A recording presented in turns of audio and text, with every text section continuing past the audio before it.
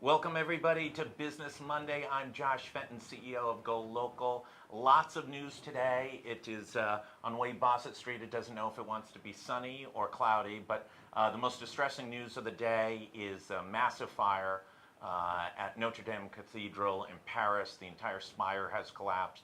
The 900-year-old structure is in complete distress. Fire damage is immense. Heartbreaking scenes. There's a live video on Go Local if you want to see that. And a slew of other news over in Central Falls. There was a reversal relative to taking ICE detainees.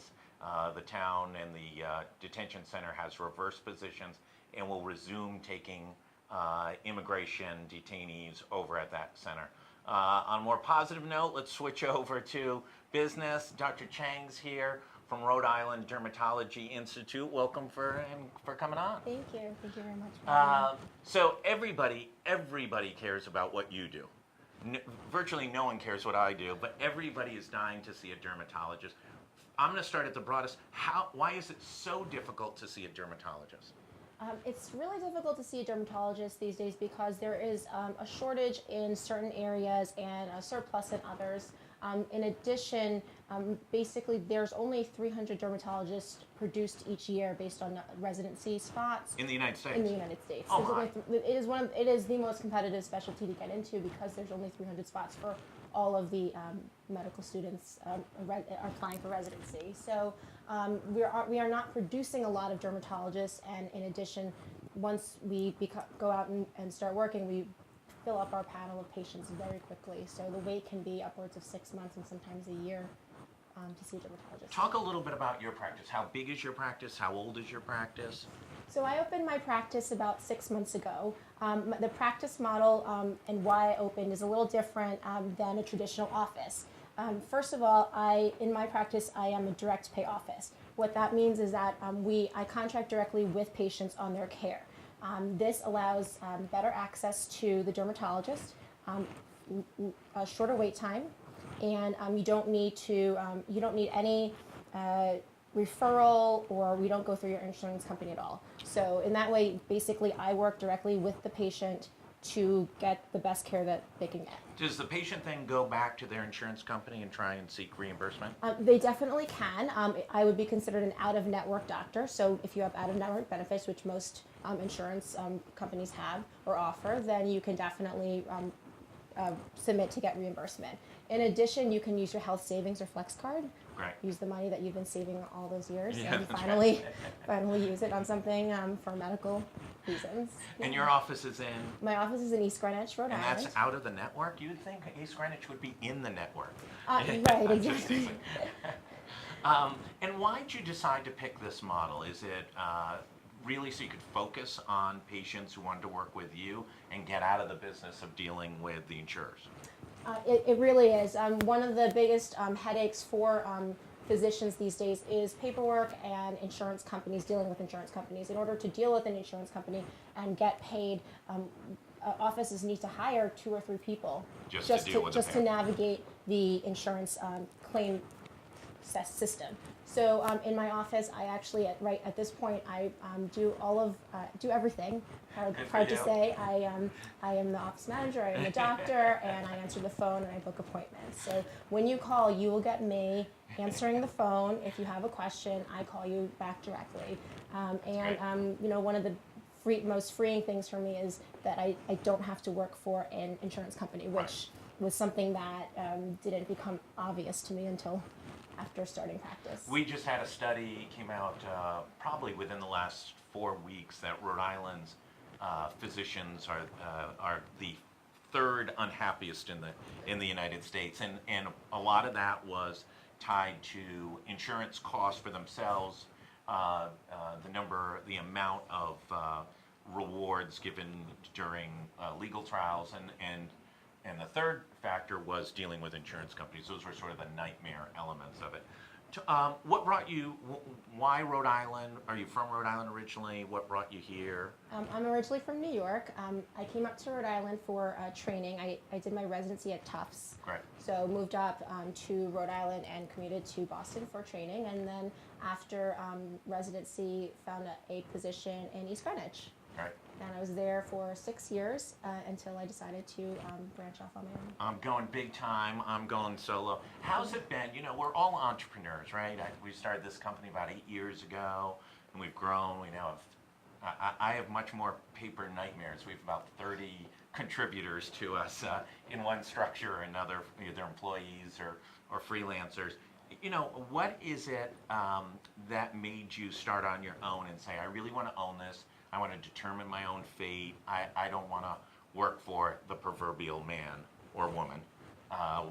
You know, what was that entrepreneurial spirit that made you split off? I'd say so. First and foremost, if I could have stayed in a traditional office but just not taken insurance or broken off from insurance, that would have been great. But unfortunately, you really can't do that. So the idea that I got of not taking insurance came from a movement across the nation of direct primary care and other direct pay doctors, and slowly these offices are showing up across the nation. And speaking with them and learning about their models and realizing that if we can cut our overhead and deal directly with the patients, that patients are happier and the doctors are happier. So first and foremost was the idea of saying committing to the fact that I want to get off insurance. And then second, that after that was deciding how to do it and what direction I wanted to take. Going out on my own was a huge challenge for me. Being trained as a doctor, not as a business person, it's been extremely rewarding. I enjoy, making the decisions for the office, taking it in a direction that I want it to go. I do all of my marketing and social media and advertising. That's great. So it's been a really, it's been a great experience just to really get my mind working. What was the biggest positive surprise that you've experienced? I've gotten a lot of positive feedback from patients, patients that I've had previous and also new ones that really love the office, really love the model. I feel more comfortable and I feel like I'm providing better care, just being happier or at ease. And it's been everyone's really given me good positive feedback about that. And then what's been the negative? What's been the, oh, I wish I had known, oh, I got to fix this? What's that? I'd say the hardest thing to start was managing my inventory and learning just how to do the business part, like QuickBooks or just all the infrastructure. Yeah, the infrastructure stuff was a steep learning curve for me. Yeah, that's great. Where do you see it going? Do you see adding more physicians under your leadership? Do you see that as the possibility? And answer that, and then I have a follow-up to it. Sure. So I think my patients really love the personalized care they get. I bring them into the room directly, and I talk to them. I spend time with them, which I really enjoy. But where I see it going is I definitely would love to have broaden the services that I offer with either aesthetic services, also adding on board certified dermatologist would be a great option. I really, one of my highlights of my office is that you will always see a board certified dermatologist, which is also very hard to access. So I really want to keep that the value of the care high. So I know a lot of concierge healthcare physician groups have also started to branch out to old school physician work of going to the home. Is that something you could see in the future in which, in certain situations, you'd actually participate in that kind of business structure? Yeah, I mean, I definitely like to provide the highest level of care and something that is special for compared to a traditional office. Recently, someone asked if I could do a FaceTime or Skype to get an appointment. And I do have people popping in just for certain specific issues that I say, don't worry, just pop in or give me a call. So I try to maintain the access. What I think is really important is I really, I think, for what I do, the office setting is important because I have all of my tools and everything in the office. So what I try to do is be accessible at the office. If you need to see me on a Friday, Saturday, Sunday, and it's something urgent, I want to be able to meet. I prefer to meet you at the office. If there is an emergency, there's not gonna. Yeah, right. I Talk a little bit about, there's a little bit of a public health crisis with the lack of dermatologists that are available because we've got these health risk factors tied to sun exposure and the amount of potential of skin cancer. But yet at the same time, if I see something that I don't like that wasn't there before in my own analysis of my own skin, I can't see anybody for a very significant time. What's the solution to that in your mind? You've done it all, right? You're fairly fresh out of medical school. You've done your residency. You've been in a larger firm. Now you have your own. What's the longer term solution in dealing with this? That's a really great question. This is your opportunity to make $1 billion if you can answer this one and solve this problem. I really think Holograms of yourself, morphing. I think that telemedicine has been really is a growing field, and I think direct care is really where it's at. I mean, there's direct care offices, primary care offices in Rhode Island already, and the access to those doctors is a lot easier. So if someone has a spot of concern, then you can start with your primary care doctor, and if they if they feel that it's necessary to see a dermatologist, then I have a relationship with a direct care medical office. Sure. They can directly refer and call me up and say, hey, can you see this patient? Lastly, you worked with Commerce on kind of building your business model and getting some seed. Talk a little bit about that experience. Was it a good experience? Was it a difficult experience? Was it frustrating? Was it streamlined?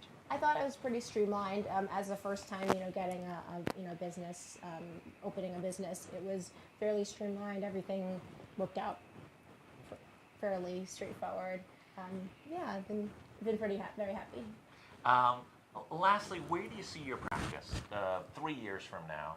And also, when you hear, I'm going to jump before that. When you hear all this discussion in the presidential race about creating a one healthcare system, functionally, UK-based or Canadian government-sponsored healthcare structure, what are your thoughts as a healthcare professional? I think that it's really important for everyone to have healthcare. Hands down, everyone should have healthcare and access to healthcare. I think that the more people that we insure, the busier offices will be and the harder it is to see a doctor. Right. So I do think that this direct care model will become more, and you'll see more of it out there. And what we have to offer is more convenient. Like we can see you in a week. If you travel, if you have a child who has a pimple and needs to get in right away. I'm sure you see it all, right? So, or claims of it all. Right. So I think that there will be a role for both models going forward. Yeah. For sure. Where's your practice 3 years from now? Is it in the same space? Have you hired 3 more dermatologists? Are you global? Are you doing half your medicine online? What's it look like? A few years from now, I'd love to see a few more people in the office. I want to maintain that personalized touch. So I don't see this as, in 3 years as something that's gone global or even statewide. I want it to be a feel comfortable and people to walk in and feel like they're comfortable. Like my office is very sort of medical office but spa like together. So right. it's clean but calming. Maybe another location, either in the northern part of the state or something, so that more people can access the care. On the east side would be great. I'll tell you where we live, and you can set it up right there. Set it up right there, and then I think maybe a satellite office would be That's ideal. great. Well, congratulations on your leap into entrepreneurship and all the success you've had to date. We look forward to hearing more about you when you make big steps. Please tune us in and make sure we get the big news. And I want to thank Dr. Chang for coming in. We'll be right back in about 30 seconds with Peter Dorsey talking about really sort of the capital markets here in Rhode Island, what's available in seed and in venture and in private equity. We'll be right back.